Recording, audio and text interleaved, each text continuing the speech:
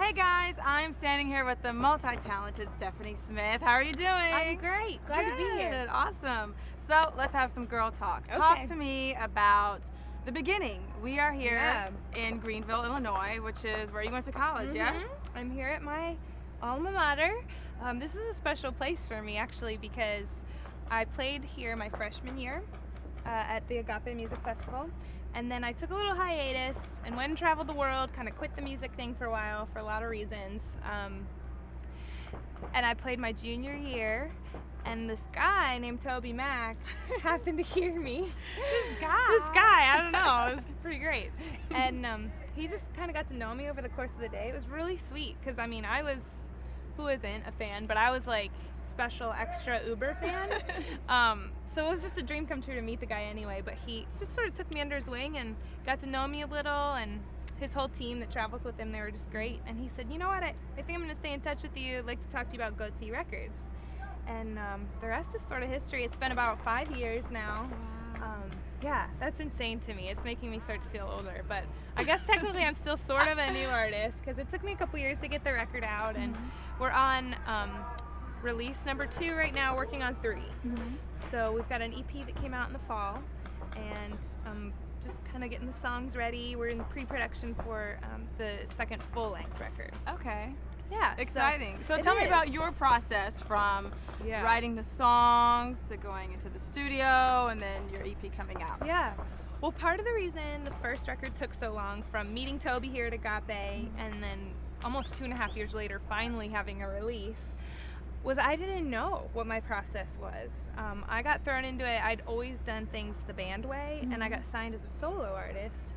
So I was still learning songwriting. I was still learning even what I wanted to communicate, and then how I wanted to communicate it, what kind of music or style, or there's so much that goes into it. Wow. And so I wanted to try it all. So my first record was a little bit of everything. Then the EP was a little more focused on the rock and roll thing, because I've always loved it. I like pop. I like it all, but there's something about rock and roll that I just love. Right. And so in the process of establishing a touring team, a management team, et cetera, I found myself, by the grace of God, with these 3 great guys that I travel with on the road.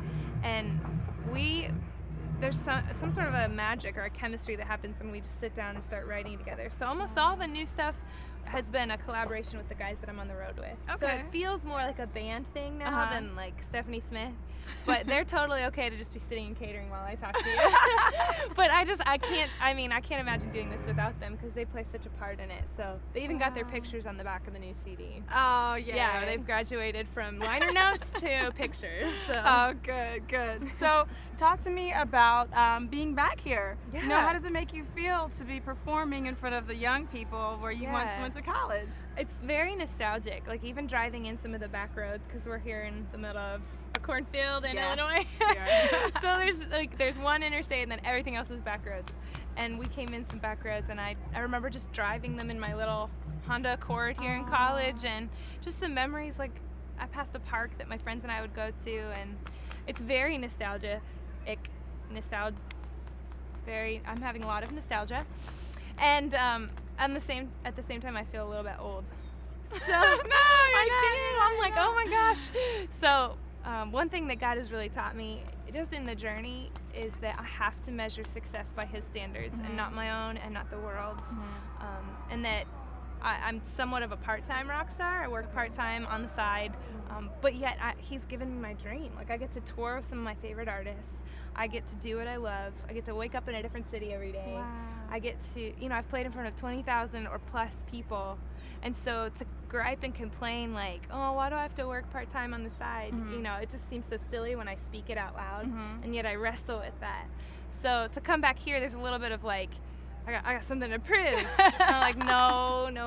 Like, I'm just on this journey like everybody else, and it'll be fun to kind of show the new rock and roll thing we got going on. Right. But I hope people just get into it and have fun with us. So. Well, it sounds like you've had quite an adventure, especially during your whole learning process with the songwriting and releasing your music and just the whole evolution of who you are now. What's it like being on tour? I mean, you're running around, you said you're waking up in like a new city, it feels like every day. I mean, how exciting is that? Have you been anywhere that's really neat, or any special fun stories that you'd like to share? Oh gosh. I mean, we've had plenty of adventures.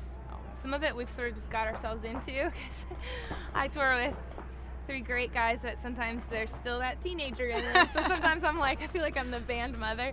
Other times I feel like I'm the irresponsible kid. But I don't know, waking up in New York City was really cool. We were on a bus for this tour, and I saw, this is technology here, but I saw a tweet from somebody on tour and a picture of like, look where I woke up, and outside on the streets of Manhattan. And I thought, that's where we are, because I was in a dark bunk, and I imagined where we had been last night. I imagined waking up where I was the night before. So I ventured out of the bus, and I almost got hit by a car, because we're on like these tiny little streets. So I was like, oh, cool, I just woke up in New York. And so that kind of thing is just so fun to me. Keeps it exciting. Yeah, but then every tour, also the other side of touring, is almost always, I mean, my experience has been that you feel like a family by the end of the tour. So to partner with other great bands in what they're doing and what they have to say and their art, it's quite an honor, but it's also just fun. You get to know the personalities behind some of the music and the stage, and it's a lot of fun. So we always come out with some good stories.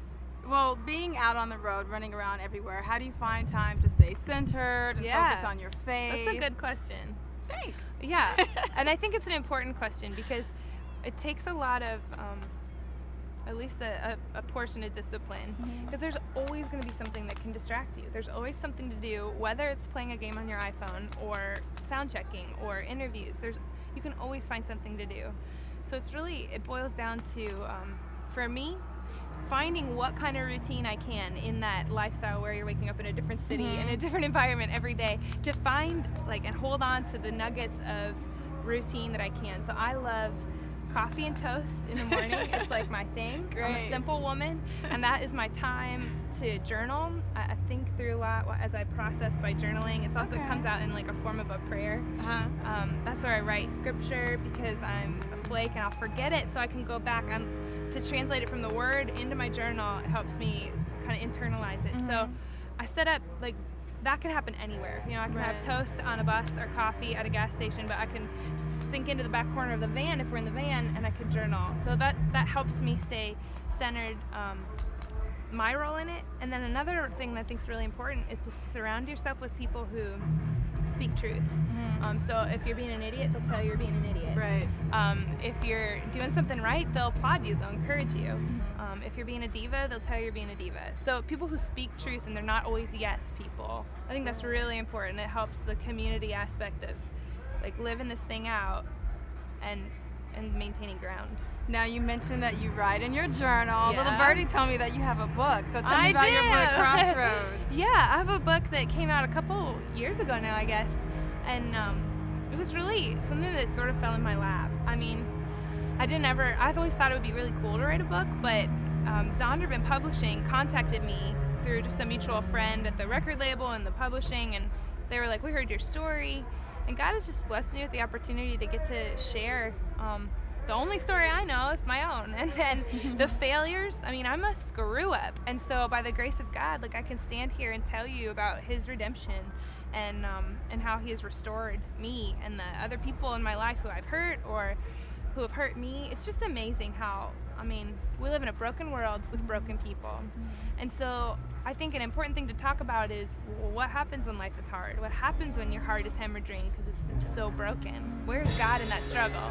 So that's sort of what the book is about. It's some of my failures, successes, wounds, and then it's other people's too. And it's written sort of in a devotional biography form. So it's like, how do you apply this to your own life? Because you got your own story you're living. Right.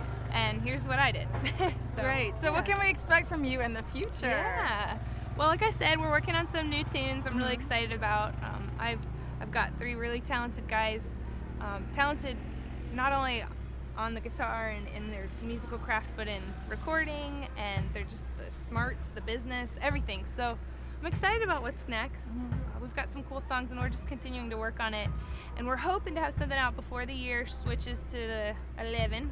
So hopefully 2010, you'll see some new stuff from Stephanie Smith. Awesome. Very exciting. Yeah.